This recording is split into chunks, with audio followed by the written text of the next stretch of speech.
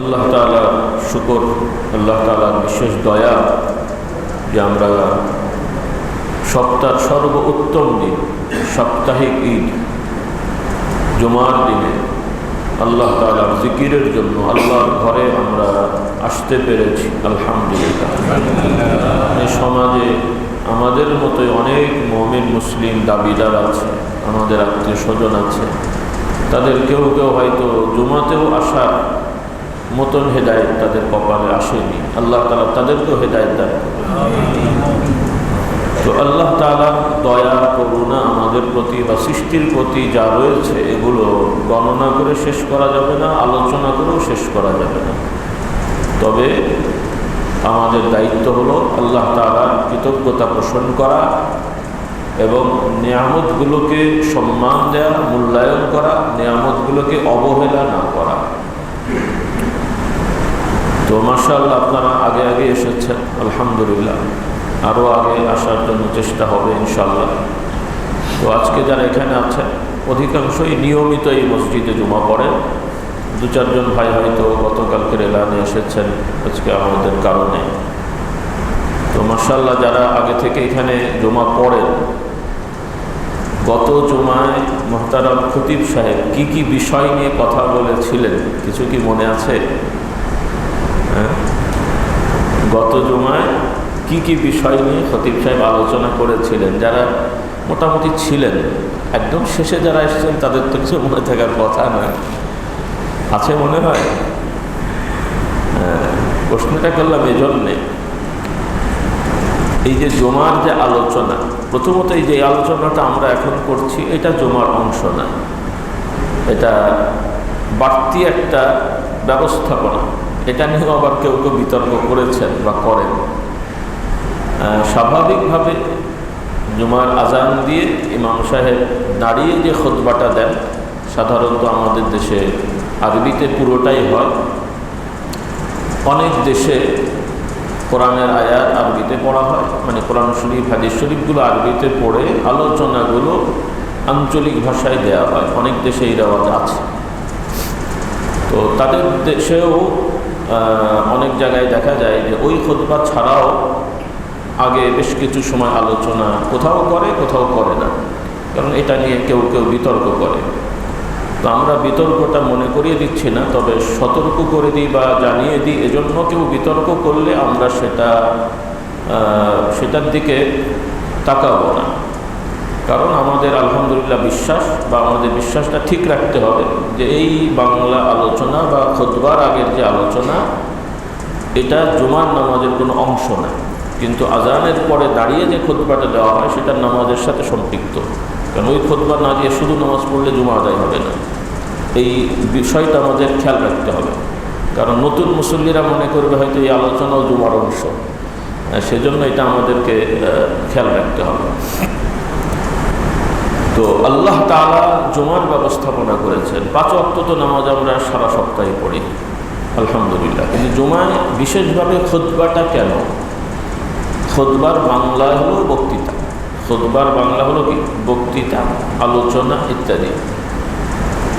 তো এই বিশেষ একটা ব্যবস্থাপনা আল্লাহ তাআলা রেখেছেন, কারণ আল্লাহ তাআলার বিধান দিন পৃথিবীর সব জায়গার মানুষের জন্য, সব শ্রেণীর মানুষের জন্য। বলি আলহামদুলিল্লাহ, সব শ্রেণী। আমাদের বিশ্বাসটা ঠিক করে ফেলতে হবে, কারণ আমরা মাঝে মাঝে, যদিও এদের সংখ্যা খুব কম, কিন্তু এদেরই প্রচারণা বা দাপট সমাজে বেশি দেখা যাচ্ছে। অর্থাৎ বাংলাদেশের শতকরা 90% মুসলমানের সন্তান, মেজরিটি মানুষ ভুলভ্রান্তি যাই করুক ইসলামকে ভালোবাসে, নয় কি বলেন? কিন্তু প্রচার মাধ্যম, মিডিয়া বা বড় বড় জায়গায় মুষ্টিময় কিছু লোকরা এমন এমন কথা বলে যেন মনে হচ্ছে যে তারাই এই দেশের সব কিছু, আর সব মানুষ তাদের কথাই মানে। ব্যবসাপ এরকম, তার মানে গুনলে হয়তো হাতে গুনে কয়েক হাজার মানুষের কাছে কোটি কোটি মানুষ জিম্মি হয়ে গেছে।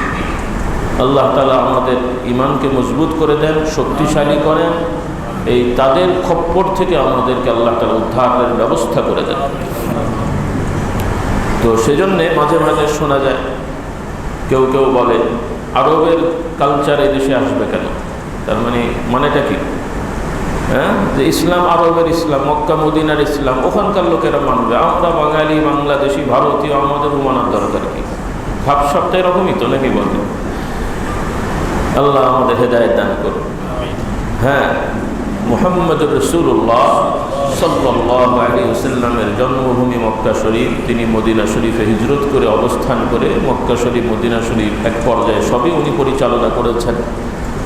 কিন্তু আল্লাহ তাআলা মুহাম্মদুর রাসূলুল্লাহ সাল্লাল্লাহু আলাইহি ওয়াসাল্লামকে তার সময় থেকে নিয়ে, তার সময় তো বটেই, তার ইন্তেকাল মৃত্যুর পর থেকেও কিয়ামত পর্যন্ত পৃথিবীর সকল মানব জাতির জন্য নবী রাসূল করে প্রেরণ করেছিলেন। বলুন সুবহানাল্লাহ।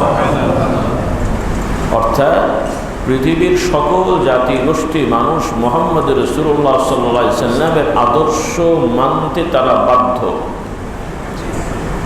আদর্শ মানতে তারা বাধ্য।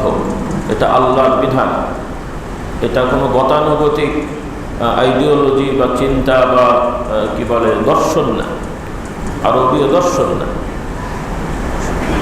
এটাই যারা ইসলাম শেখে না, বোঝে না, অথবা জ্ঞান পাপেই জেনে শুনেও দুষ্টুমি করে, তাদের বক্তব্য হলো যে ইসলাম একটি ধর্ম বুঝলাম, কিন্তু সব জাতি গোষ্ঠীর সমস্যা কীভাবে সমাধান করবে? কারণ এক এক জাতির এক এক সমস্যা। মুহাম্মদ সাল্লাল্লাহু আলাইহি ওয়াসাল্লাম তো মরুভূমির মানুষ, বড় দেশের মানুষের আইন কানুন উনি জানবেন কেমন করে? কথার কথা। তো এর রকম বিভিন্ন রকমের কথাবার্তা তাদের আছে। কিন্তু আমরা যদি আলহামদুলিল্লাহ চেষ্টা করি ইসলাম বোঝার জন্য, আমার আহ্বান থাকবে, আর একটু আগে পরে বলবো ইনশাআল্লাহ, সবাই আসুন। আমরা নিজেরা পড়াশোনার তো চেষ্টা করব, শুনে শেখারও চেষ্টা করব। সবাই একরকম হয় না, এই জন্যই বললাম যে আল্লাহ তাআলা এই জুমার মাধ্যমে সর্বশ্রেণীর নারী পুরুষের মধ্যে মৌলিক দিনটা সচেতনতার সহিত জানা এবং মানার ব্যবস্থা করে দিয়েছেন, বলি আলহামদুলিল্লাহ। কিন্তু আফসোস হলো যে আমরা এই জুমার নামাজ আদায় করলেও জুমার থেকে এই উপকারিতাটা খুব বেশি লোক পাচ্ছি না। কারণ আরবি খুতবা তো আমরা কেউ বুঝি না, এমনকি বলতে হয় মাঝে মাঝে যে অনেক খতিব সাহেব ভাইয়েরা বেচারারা কি পড়ে নিজেও বোঝেন না।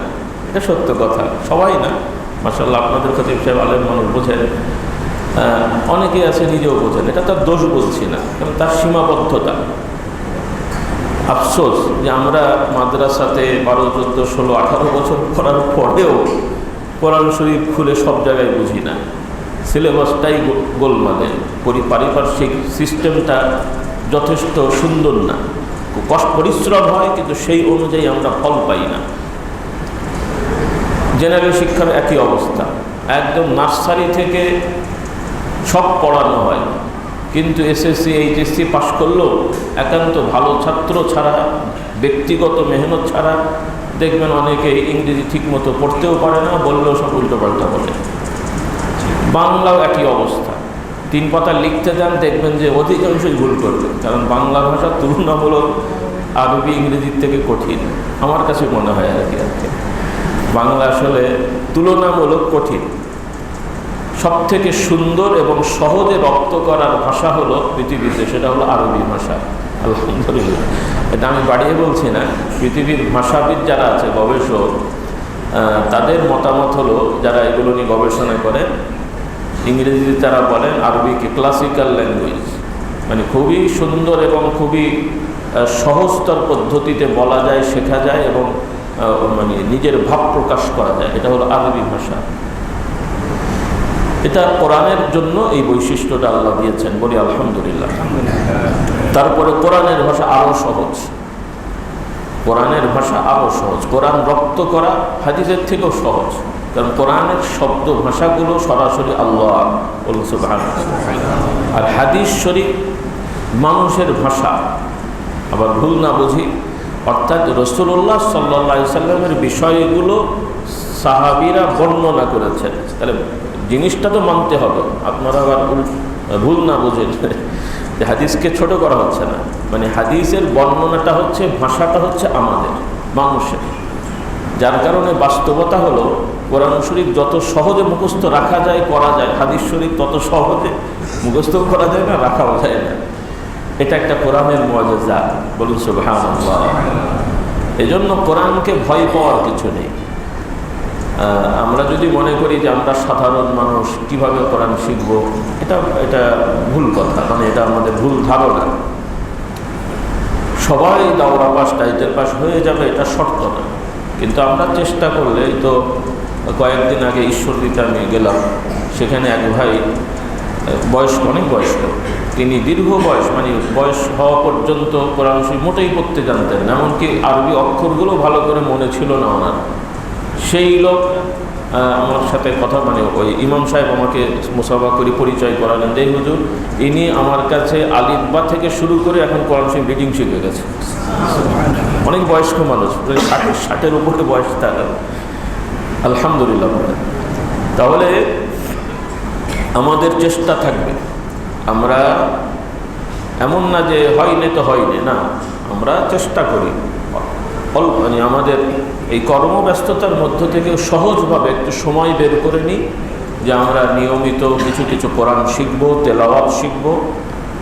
ভাষা অত শেখা সবার জন্য সম্ভব হবে না, অন্তত অনুবাদ পড়ব আর শুনব, অনুবাদ এবং ব্যাখ্যা পড়ব আর শুনব। এভাবে চর্চা থাকলেও ইনশাআল্লাহ আমাদের সম্পর্কটা কোরআনের সাথে গভীর হবে।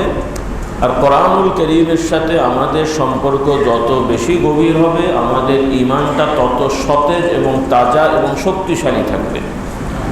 আর ঈমান সতেজ শক্তিশালী হলে স্বাভাবিকভাবে এর প্রভাব সমাজে পড়বে, অটোমেটিকলি স্বাভাবিকভাবে এই সমাজের দুষ্ট খারাপ মানুষগুলোর প্রভাবটা কমে যাবে ইনশাআল্লাহ।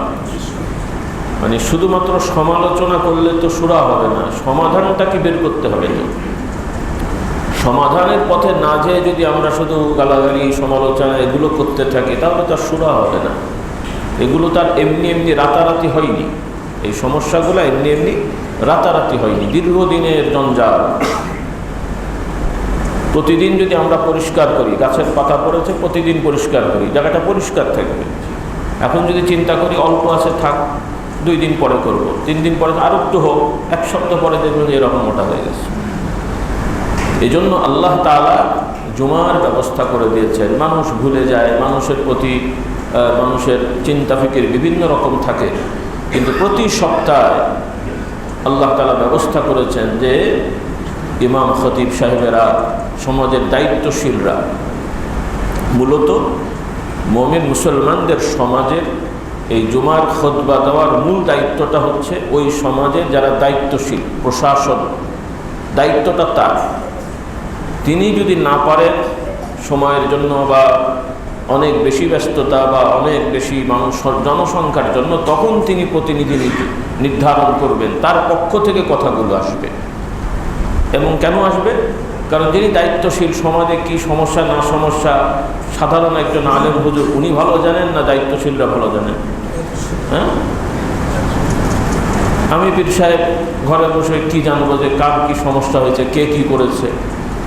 কিন্তু একজন আলেম বা সৎ যোগ্য ভালো মানুষ যদি দায়িত্বশীল হন, আর তার কাছে সমাজের সব রিপোর্ট থাকবে, তার আলোকে তিনি প্রতি সপ্তাহে সতর্কবাণী এবং বুঝদান করা সহ সর্ব ধরনের ব্যবস্থাপনা এই জুমার মাধ্যমে হয়ে যায়। বলুন সুবহানাল্লাহ।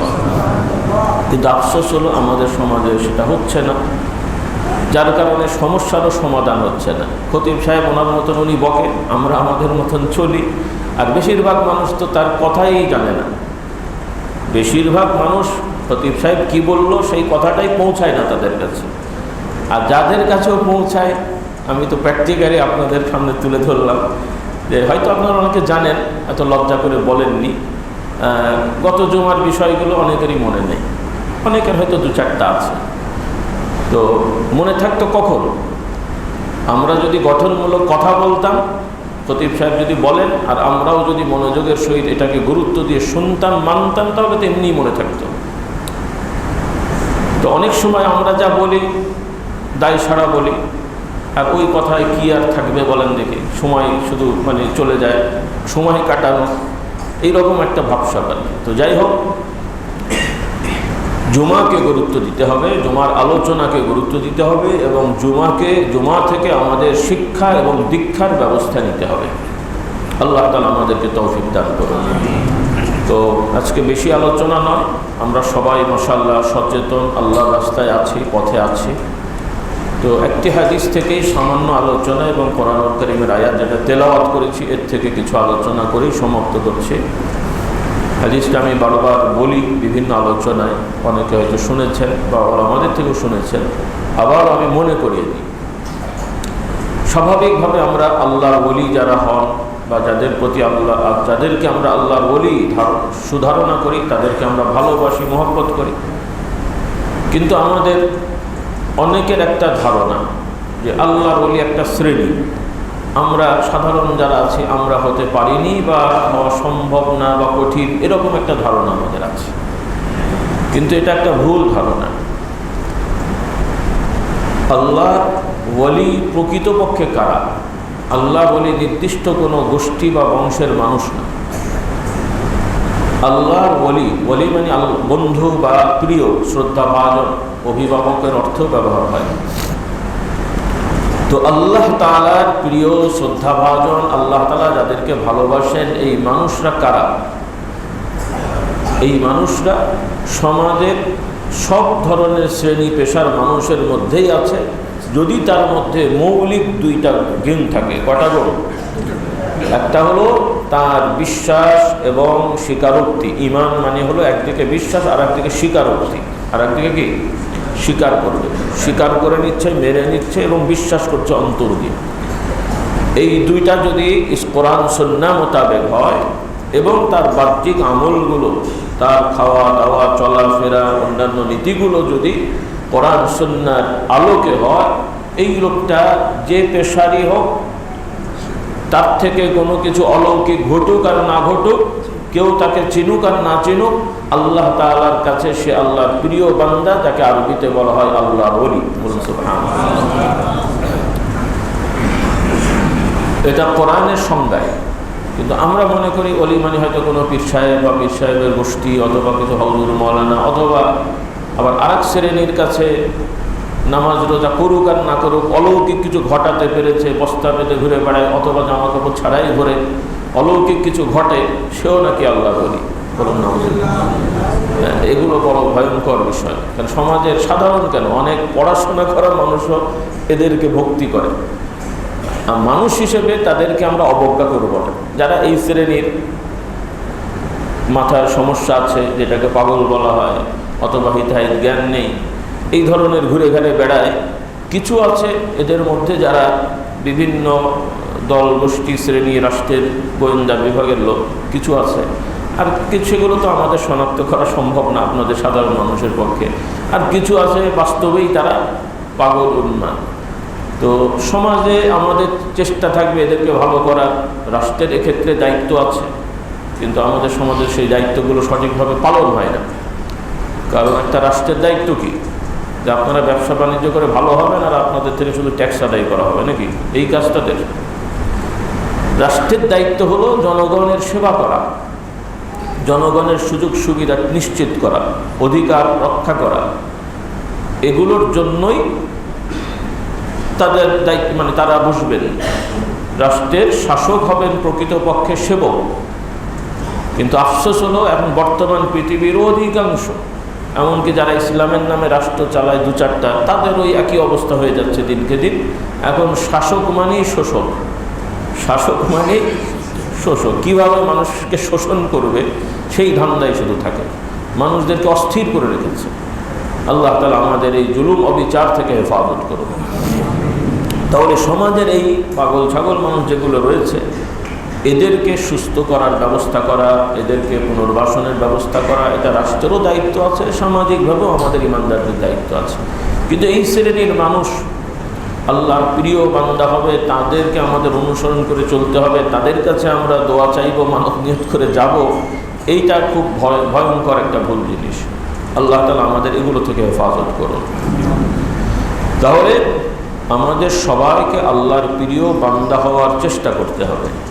এবং আলহামদুলিল্লাহ অনেকেই আল্লাহর প্রিয় বান্দা হিসেবে আল্লাহর কাছে আশা করি কবুল হয়ে গেছেন, বলি আলহামদুলিল্লাহ। এটা সাইনবোর্ড দেওয়ার কোনো দরকার নেই। মৌলিক জিনিসটা হলো এটাই। কোরআনুল কারীম আল্লাহ তাআলা বলছেন, আলা ইন্না আউলিয়া আল্লাহ লা খাউফুন আলাইহিম ওয়া লা হুম ইয়াহজানুন আল্লাযীনা আমানু ওয়া কানু ইয়াত্তাকুন। আল্লাহ তাআলা বলছেন, হে মানুষেরা, তোমরা জেনে রাখো, তোমরা এটা শিখে নাও যে আল্লাহ তাআলা যারা প্রিয় বান্দা তাদের বৈশিষ্ট্য, তাদের জন্য, তাদের ব্যাপারে কোনো দুশ্চিন্তার কোনো কারণ নেই, ভয়ের কারণ নেই। তাদের ব্যাপারে তাদেরও কোনো ভয় নেই যে তারা জাহান্নামে যাবে, বিপদে পড়বে, এই ভয়টা তাদের জন্য নেই। আবার তাদেরকে নিয়ে অন্যদেরও দুশ্চিন্তার কারণ নেই যে তাদের কি দুর্দশা হবে।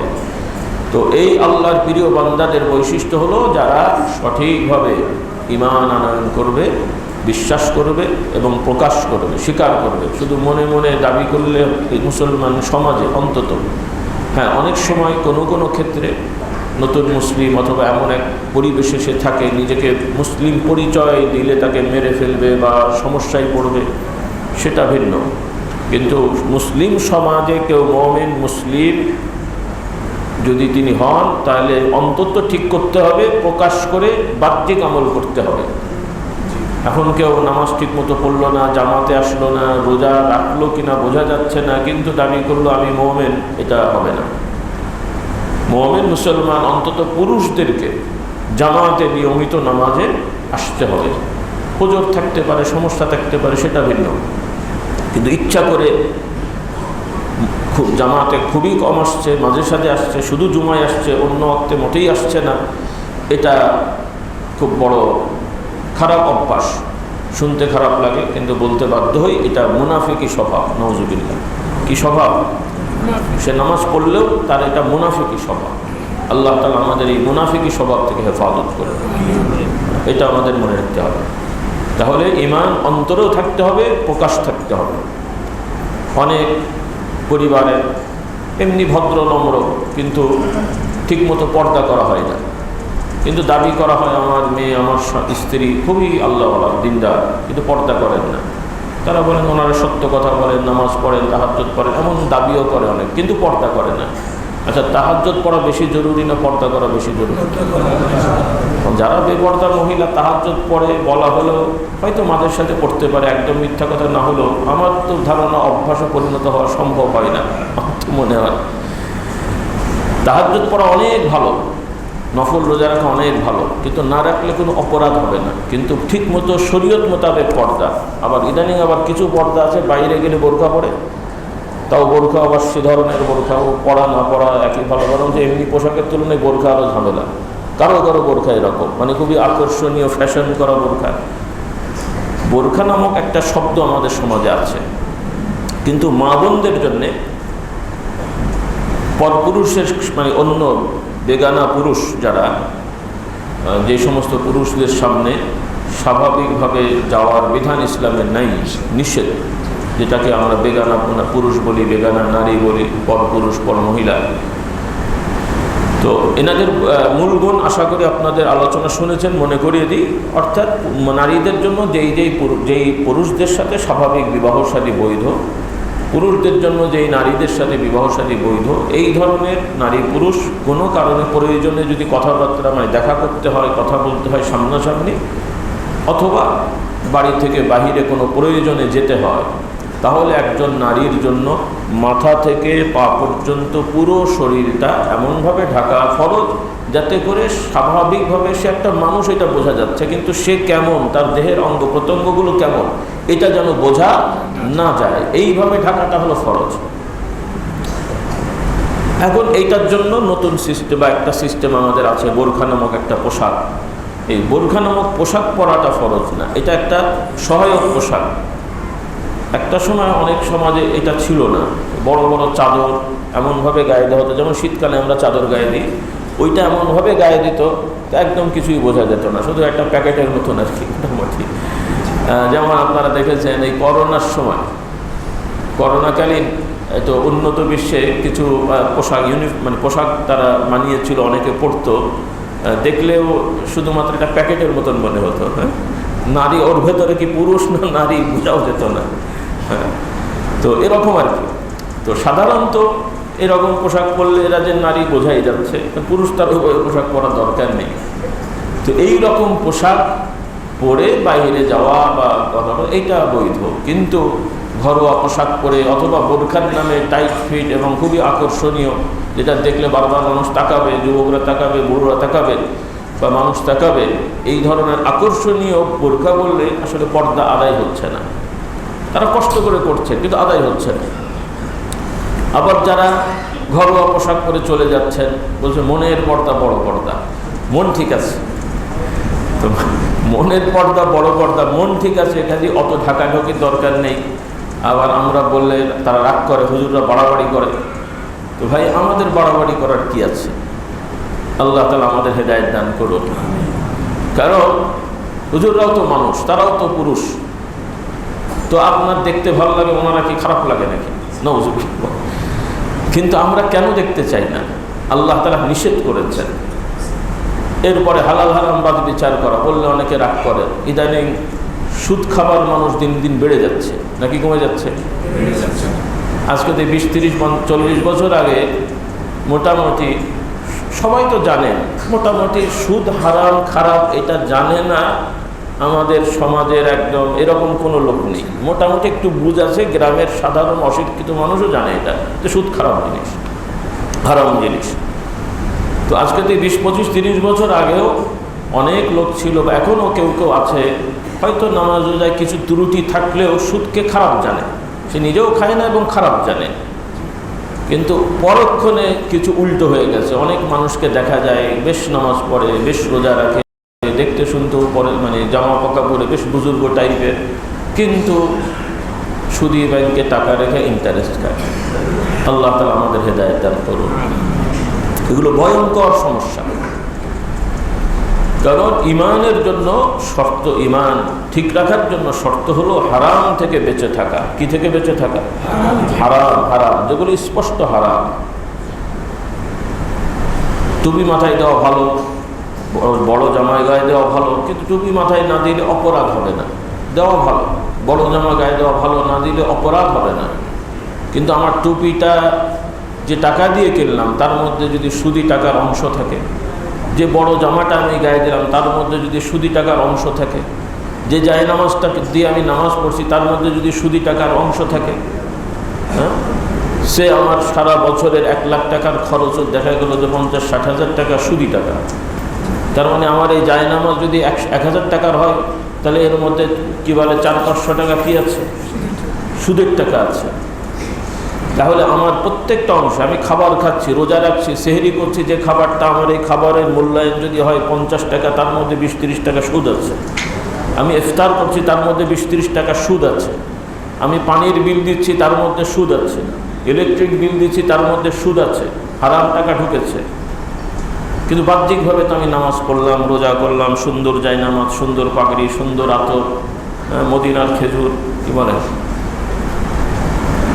চুরি করা টাকায় মদিনার খেজুর, সুদের টাকায় মদিনার খেজুর, অনেক বরকত নাকি বলে? মদিনার খেজুর খাওয়া লাগবে না, আপনি বাড়ির গাছের পেয়ারা খান, অনেক সব হবে, হালাল পেয়ারা আর কি, তাও আর এক গাছের না আর কি। মানে আমরা শুধু একটু আবেগ আছে, মক্কা মদিনাকে অবশ্যই মহব্বত করবেন, মদিনা শরীফের খেজুর পেলে অবশ্যই খাবেন, কোনো দোষ নেই, কিন্তু হালাল টাকায় কিনতে হবে। কি টাকায়? হালাল টাকায় কিনতে হবে। তাহলে আমাদের এইরকম ধার্মিকতা আমাদের কাছে মনে করছে আমরা তো করছি, আল্লাহ মাফ করে দেবেন। নিঃসন্দেহে আল্লাহ তাআলা ক্ষমাশীল, তিনি ক্ষমা করবেন। আল্লাহ তাআলার দয়ার আকাঙ্ক্ষা করা এটা খুব বড় ইমানি বিষয়।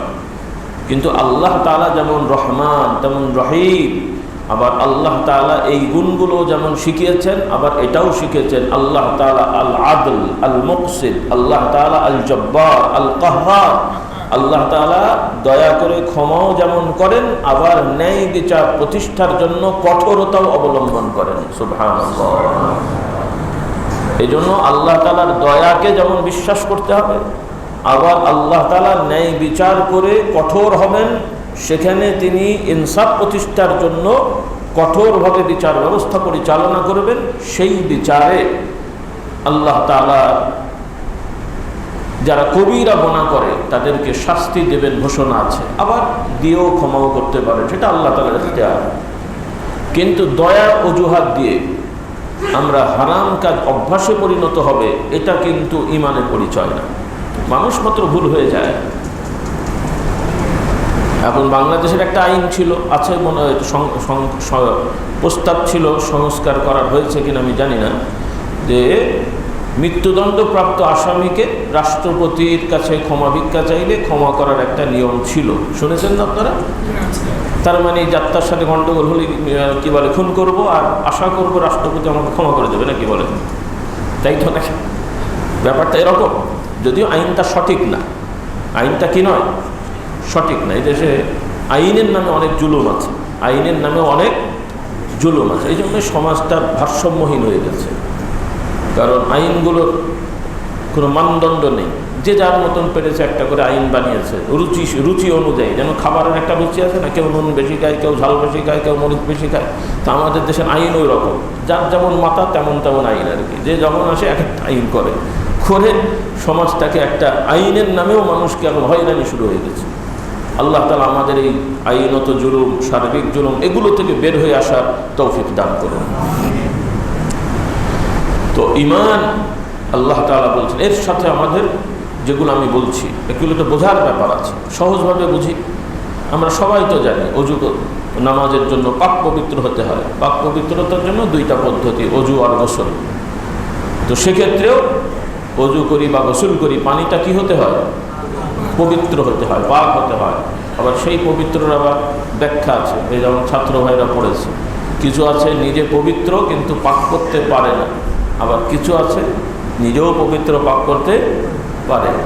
এগুলো কিছু ব্যাখ্যা আছে আর কি। যাই হোক, মানে যে কথা হলো সাধারণ পানি হতে হবে, যার মধ্যে কোনো দুর্গন্ধ বা বিশেষ কোনো সুগন্ধ, কোনো টেস্ট এগুলো নাই। স্বাভাবিকভাবে যে পানিটা স্বচ্ছ এবং পরিচ্ছন্ন এবং কোনো নাপাক পড়েনি এবং দেখা যাচ্ছে না, বোঝা যাচ্ছে না, এই পবিত্র পানি দিয়ে অজু গোসল করতে হয়। তো এখন স্বাভাবিক আমাদের যুক্তির নিয়মে নাম্বারিং সিস্টেম যদি হয়, একজন লোক সুন্দরভাবে অজু করলো, গোসল করলো, করে 2 রাকাত বা 4 রাকাত বা তার দায়িত্বের নামাজটা আদায় করলো, নাম্বারের দিক থেকে কত পাবে আশা করা যায়? 100-র মধ্যে 100, নাকি বলে?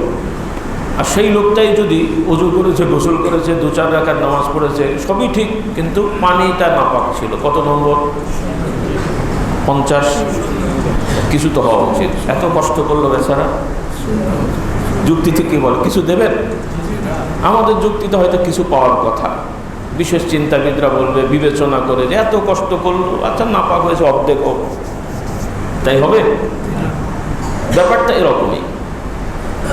তাহলে আমরা খেলাম, এই খাওয়া দিয়ে আমার শক্তি, সেই শক্তি দিয়ে আমি নামাজ পড়ি, রোজা করি, কোরআন তেলাওয়াত করি, ওয়াজ নসিহত করি। কারণ শুধু এক শ্রেণীকে তো খারাপ করলে হবে না। আমরা অনেক হুজুররাও আছি অঘোষিত হালাল খাই, বলি আবার কেমন জিনিস? হ্যাঁ, মাদ্রাসা স্কুলে চাকরি করি, আবার বক্তব্যও দিই। যেই দিন ওয়াজ নসিহত থাকে, পরের দিন ঠিক মতো ক্লাস হয় না। দেখা গেছে যে সারা বছরে কয়েক মাস ক্লাস ফাঁকিয়ে দিয়েছি দিন প্রচারের নামে। ওয়াজ করতে যেও পয়সা নিয়েছি, লোকেরা নিয়ে গেছে ওয়াজ করতে, আগরম পাগরম পোকে পয়সা নিয়েছে, সেখানেও হারাম। আবার চাকরি করেছে, ডিউটি ঠিক মতো করেনি, বেতন তো আর 1 পয়সাও ছাড়েনি, সেখানেও হারাম। যে হারাম ঢুকেছে না ঢোকেনি? শুধু সাধারণ মানুষের দোষ? আল্লাহ তাআলা আমাদের হেদায়েত দান করুন। হারামটা কি? অন্যের অধিকার নষ্ট করে যে উপার্জন করা হয়, মানুষকে ধোঁকা দিয়ে যে উপার্জনটা করা হয়। শুধু কুকুর বিড়াল শুয়োরই হারাম না রে বাবা। অনেক কাফের মুশরিকেরা হালাল শুয়োর খায়, বলেন নাউজুবিল্লাহ। মানে শুয়োর হারাম, কিন্তু ওর টাকাটা হালাল। ওর তো ঈমানের জন্য জাহান্নামে যাবে, কিন্তু কিয়ামতের ময়দানে কেউ তার বিরুদ্ধে এই কারণে মামলা করবে না। কিন্তু আমরা অনেক দাড়িওয়ালা টুপিওয়ালা হুজুর পীর সাহেব আছে, কিয়ামতের ময়দানে বিসমিল্লাহ বলে খেয়েছি ঠিকই, কিন্তু আর একজনের টাকা আত্মসাৎ করে গরু খেয়েছি, মামলা হবে কিনা আল্লাহর দরবারে?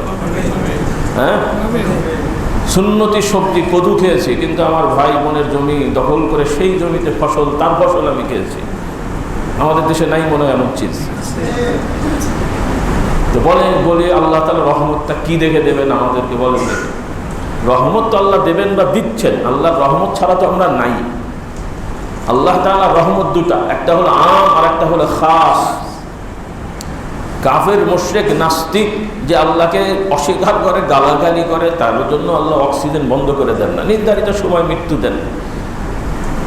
অমুসলমানরা অক্সিজেন কম পায় না।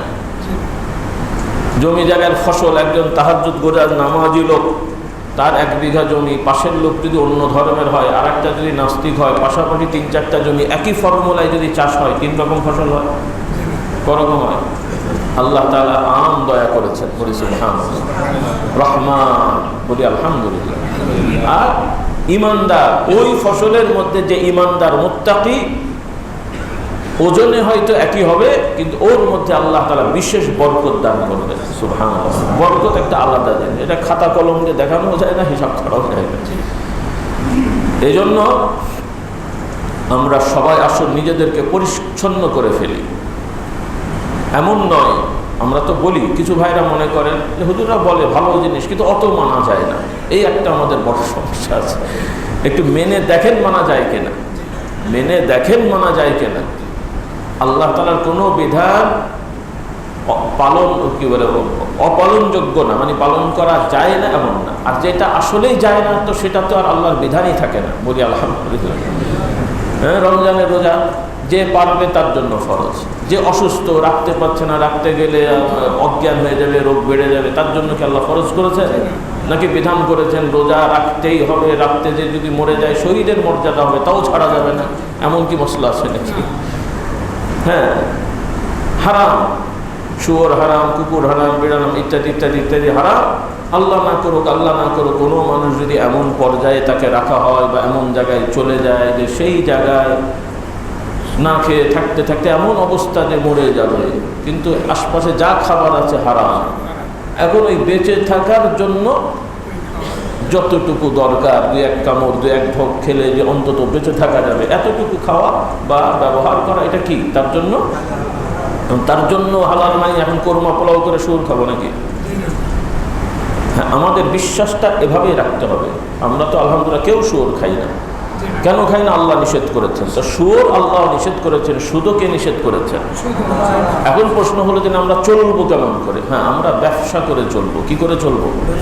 পরিশ্রম করে চলবো, মানুষের প্রতি মেহনত করে, সার্ভিস দিয়ে সেবা ফি নেব।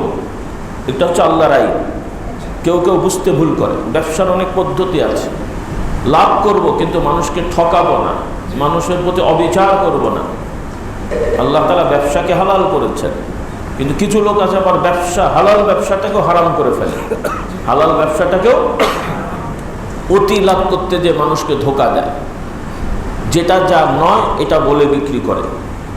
ব্যবসাটা তো হালাল, আপনি 10 টাকা লাভ করবেন, 20 টাকা লাভ করবেন, মানুষ মেনে নিচ্ছে, দোষ নেই।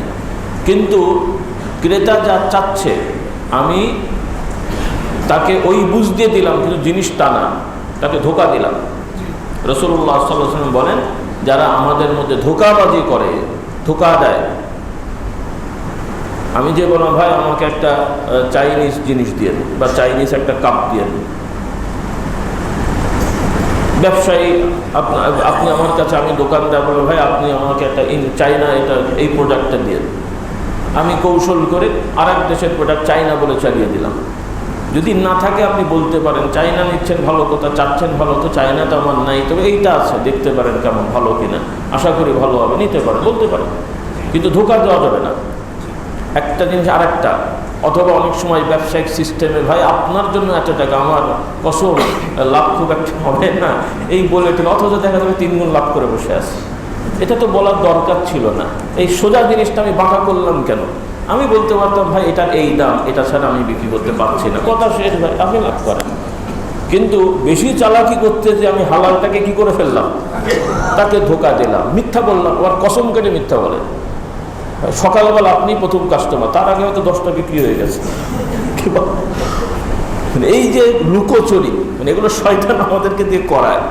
শব্দ শয়তানের, তাই না? শয়তান এখন খুব রেগে আছে, ওদের শব্দ সামাল। কি বলেন, কিয়ামতের ময়দানে ইবলিসও আল্লাহ তাআলার কাছে অজুহাত দেবে, ও ফাইট করবে। ইবলিস বলবে যে আল্লাহ, বা ইবলিসের দোসরেরা তারা আল্লাহর কাছে বলে, আল্লাহ ঠিক আছে, ওরা বলছে যে আমার দোষ, আমাদের দোষ, আমরা বলেছি আর ওরা করেছে, কিন্তু আল্লাহ ওদেরকে জিজ্ঞেস করেন আমরা বললাম বলে ওরা করলো কেন? ওদেরও তো একটা হিতাহিত জ্ঞান ছিল। হ্যাঁ, সব দোষ আমাদের। আল্লাহ তাআলা আমাদের হেদায়েত দান করুন। এই জন্য আমরা সোজা রাস্তায় চলবো, ব্যবসা করব, লাভ করব, দোষ নাই, প্রফিট করবেন, দোষ নাই, কিন্তু ধোঁকা দেবো না। কি দেবো না? আর যারা ক্রেতা, আমরা সবাই তো কম বেশি ক্রেতা, আমরাও ব্যবসায়ী ভাইদেরকে বিব্রতকর পরিস্থিতিতে ফেলবো না। সবাই যদি চিন্তা করি যে কেনা দামে আমাকে দেন, তাহলে ও বেচারা কী করে ব্যবসা করবে বলেন দেখি? হ্যাঁ, অনেক বুজুর্গরা আছেন, বাবা তুমি লাভ করবে, হুজুর আপনার জন্য, আচ্ছা তুমি 5 টাকা বেশি দিলাম, 10 টাকা বেশি দিলাম, তুমি কেনা দামে দিলে তোমার চলবে কেমন করে? লাভ করো। আমাদেরও চিন্তা থাকবে সে লাভ করুক, কিন্তু সে যেন আমাদের ক্ষতি না করে। এই জন্য আল্লাহ তাআলা ক্রেতা বিক্রেতা উভয়কেই সতর্ক করেছেন। হ্যাঁ, ক্রেতা বিক্রেতা উভয়কেই সতর্ক করেছেন। রাসূলুল্লাহ সাল্লাল্লাহু আলাইহি ওয়াসাল্লাম বলেন যে ক্রেতা বিক্রেতা উভয়ই যদি সততার সহিত এই কাজটা করে, বেচা কেনাটা করে, আল্লাহ তাআলা তাদের এটার মধ্যে বরকত দান করেন। তো সবসময় যে বিক্রেতারাই ঠকায় তা না, কিন্তু ক্রেতারাও ঠকায় না অনেক সময়। বিশেষ করে কখন হয় জানেন? বলেন তো দেখি, কখন?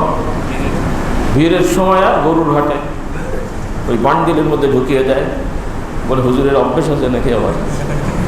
হ্যাঁ, ওই তাড়াহুড়োর মধ্যে 50,000, 20,000, 30,000 বান্ডিলের মধ্যে দেখা যায় জাল নোট ঢুকিয়ে দিয়েছে। সেখানে গরিব মানুষ, গ্রামের মানুষ বোঝে শোনেন নাই, পরে গুনতে দেখা যায় 40,000-এর মধ্যে 5,000 সাইড হয়ে গেছে।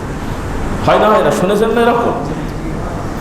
আবার যারা এগুলো বিক্রি করে, সাধারণ গরু ইঞ্জেকশন দিয়ে মোটা তাজা বানিয়ে নিয়ে চলে গেছে।